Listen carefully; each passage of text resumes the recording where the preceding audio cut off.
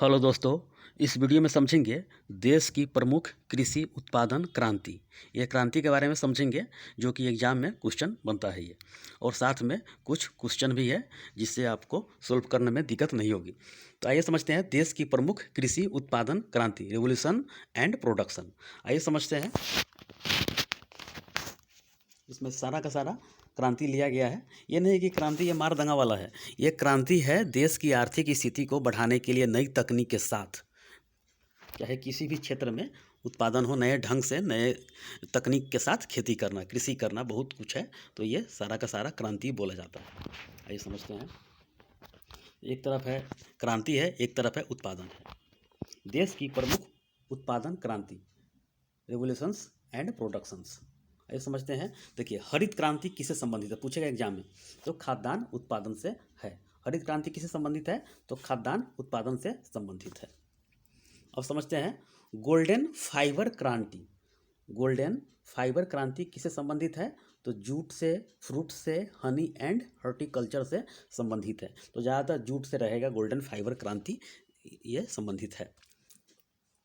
कृष्ण क्रांति बायोडीजल से संबंधित है।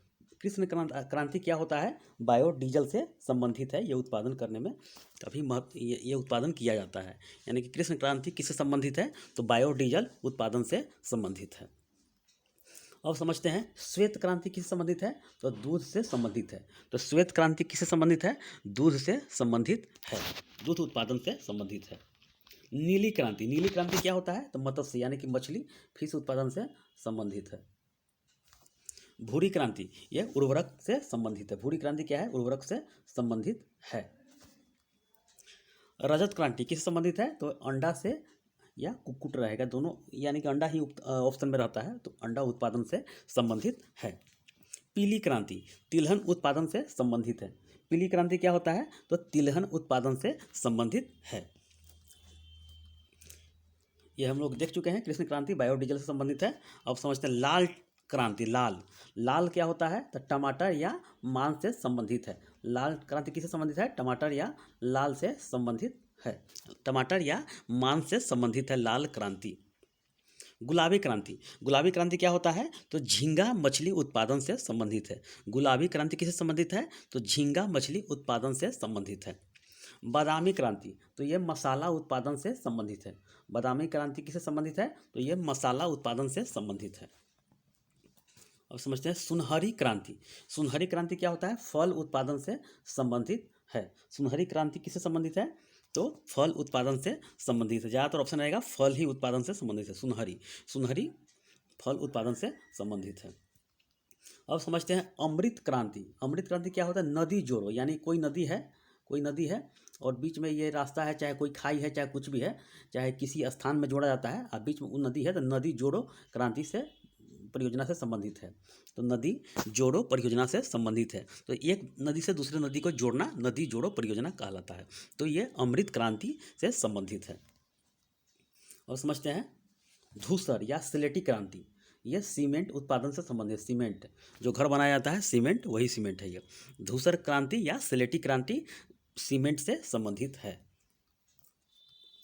और समझते हैं गोल क्रांति। गोल क्रांति क्या होता है, ये आलू से संबंधित है। आलू, गोल क्रांति किससे संबंधित है, दुनिया गोल गोल है, तो ये आलू से संबंधित है गोल क्रांति।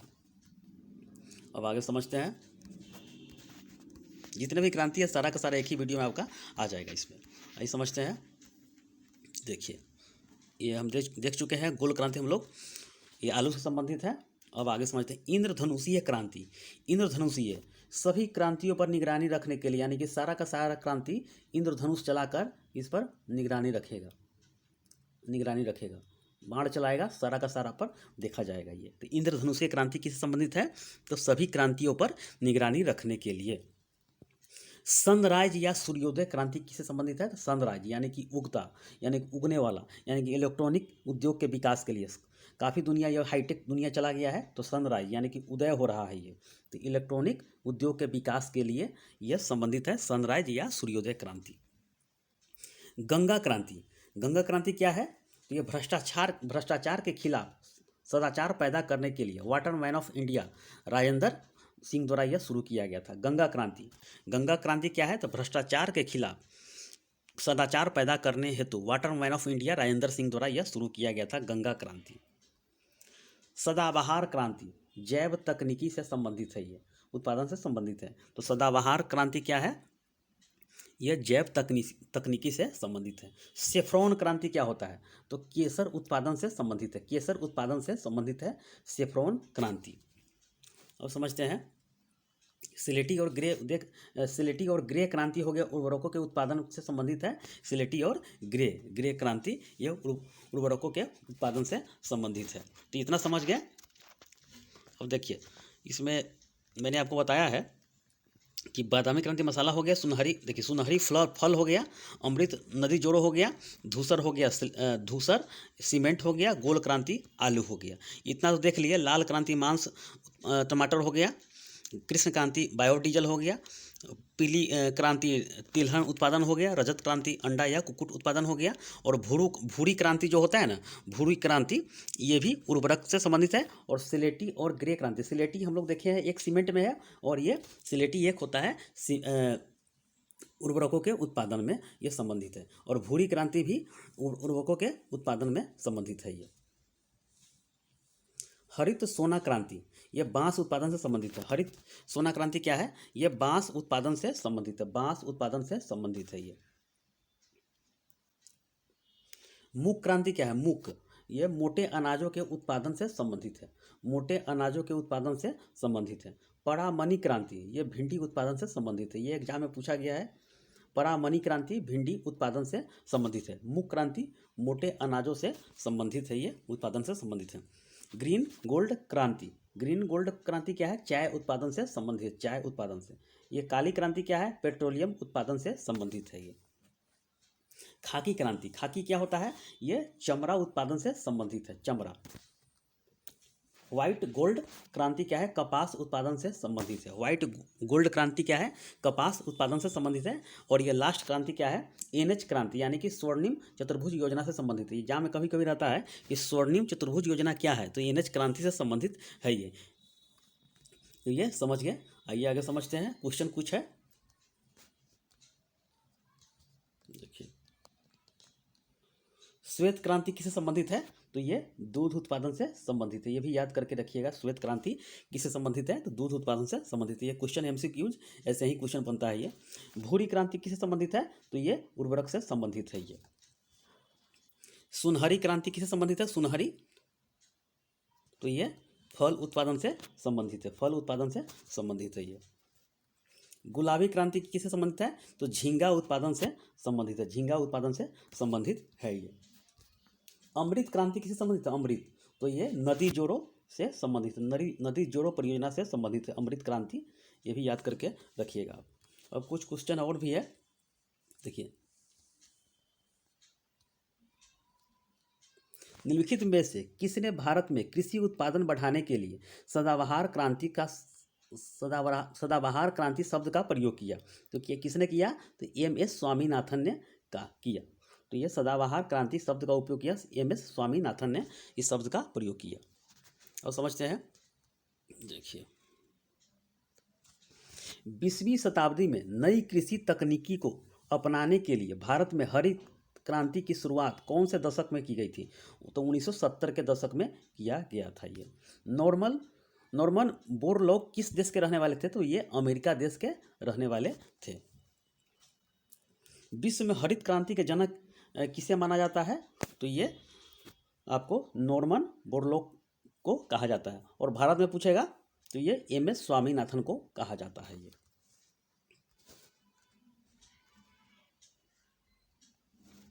अब कुछ क्वेश्चन और है। निम्नलिखित में से कौन हरित क्रांति को संदर्भित करता है? तो कौन करता है? तो उच्च पैदावार विविधता कार्यक्रम, यानी कि उच्च पैदावार के लिए यह कार्यक्रम संदर्भित करता है। ये निम्नलिखित में से, ये देख रहे हैं, निम्नलिखित कथनों में से हरित क्रांति के बुनियादी तत्व कौन सा है? तो ये सभी है, यानी कि खेती के क्षेत्रों का विस्तार करना ये है, और मौजूदा खेत की दोहरी फसल यानी कि दोगुना उत्पादन करना है, और हरित क्रांति की विधि में HYV बीजों का उपयोग करना, यानी कि बढ़िया बीजों का उत्पादन करना है, यानी कि तीनों इसमें सही है। तो ये इनमें से सभी है। ये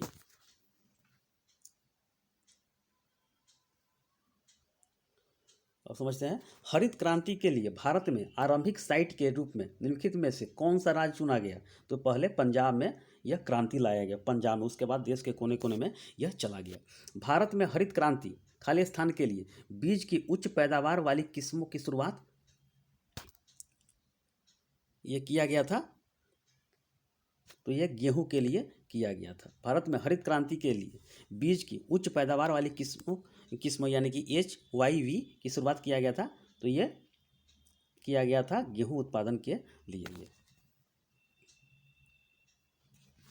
अच्छा, आप समझते हैं, आज़ादी के बाद और हरित क्रांति के बाद निम्नलिखित में से किस फसल के उत्पादन में वृद्धि हुई है?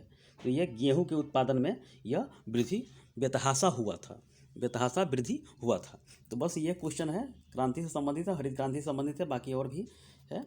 तो ये इसी में सारा का सारा ये आपका हो जाएगा। इसमें किसी भी एग्जाम में पूछा जाएगा तो इसे आप याद कर लीजिएगा ये। तो ये काफ़ी महत्वपूर्ण है, एग्जाम में क्वेश्चन बनेगा ये, तो ये याद करके रखिएगा। देखिए, धूसर, मैंने बताया है कि धूसर क्रांति और स्लेटी क्रांति ये सीमेंट से संबंधित है। और ये एक आ जाएगा, देखिए इसमें मैंने बताया क्या कि, और ये देखिए स्लेटी और ग्रे क्रांति साथ में रहेगा, तो ये उर्वरक से संबंधित है, ये उर्वरक से संबंधित है ये।